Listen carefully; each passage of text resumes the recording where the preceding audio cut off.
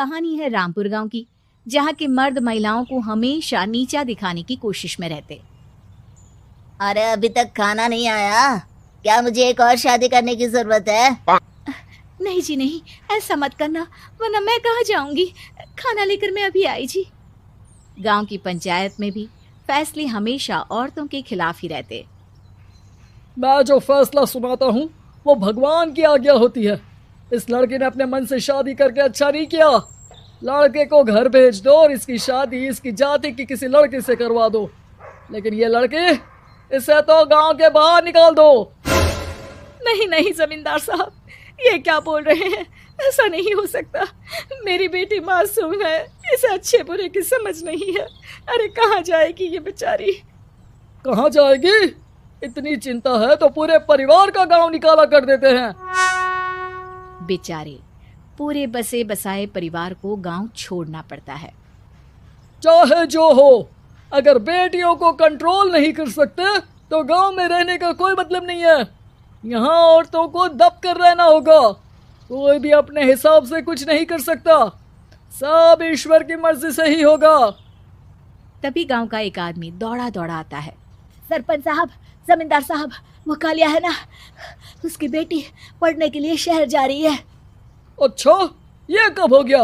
और कालिया की हिम्मत कैसे हो गई ऐसा करने की?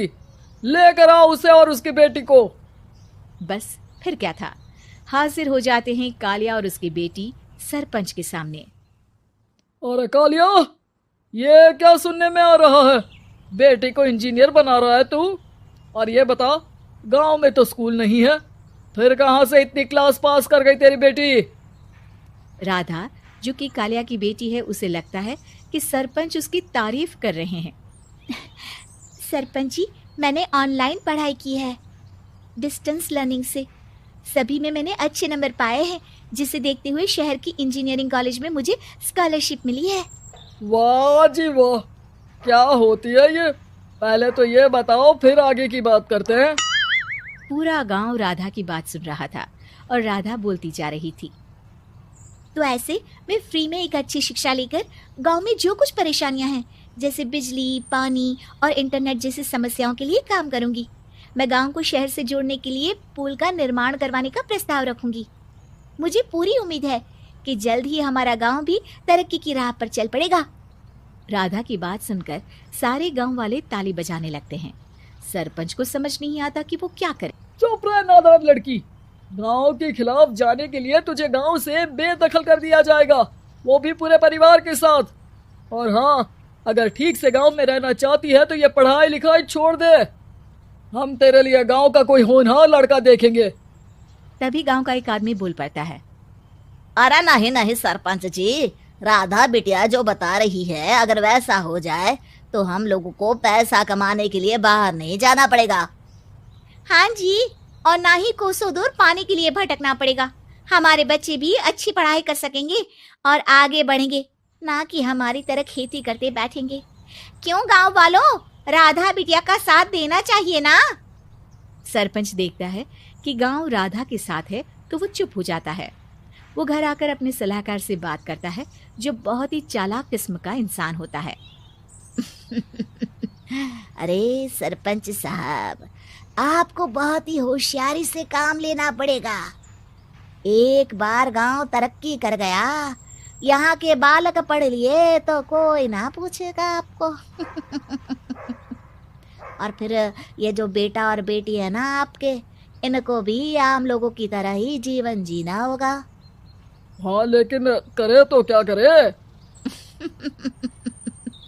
वो ना आप मुझ पर छोड़ दीजिए, बस मैं जैसा बोलूं करते जाइए।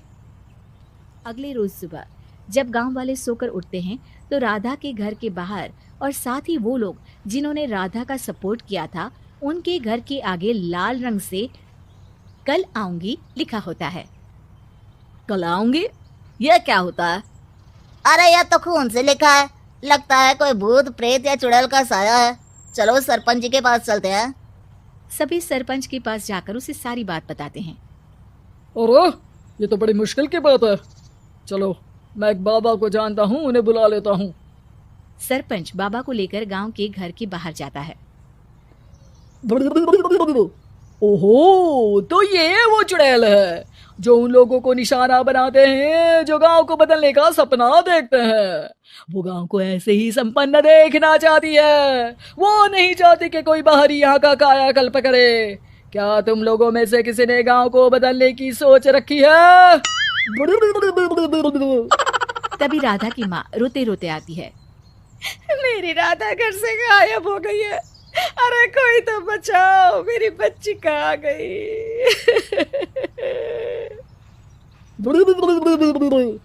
ले गई वो चुड़ैल, तेरी बच्ची को ले गई।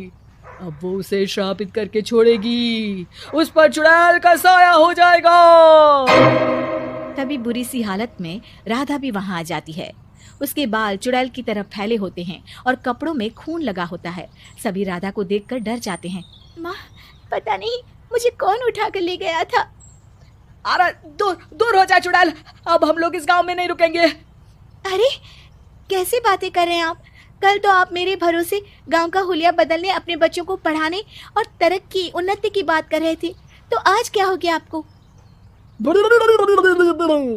ये फिर तुम लोगों को बहकाएगी। ये चुड़ैल गांव में आ चुकी है। ऐसे ही ये तुम्हारे घर के बच्चों को भी ले जाएगी। गांव वाले राधा को गांव से बाहर निकाल देते हैं। उसके माँ बाप रोते रहते हैं, लेकिन गांव वाले नहीं मानते। मैं भी अपनी बहन के साथ गांव के बाहर रहूंगा, लेकिन वो पढ़ाई नहीं छोड़ेगी। वहीं सरपंच के घर पर सलाहकार कहता है,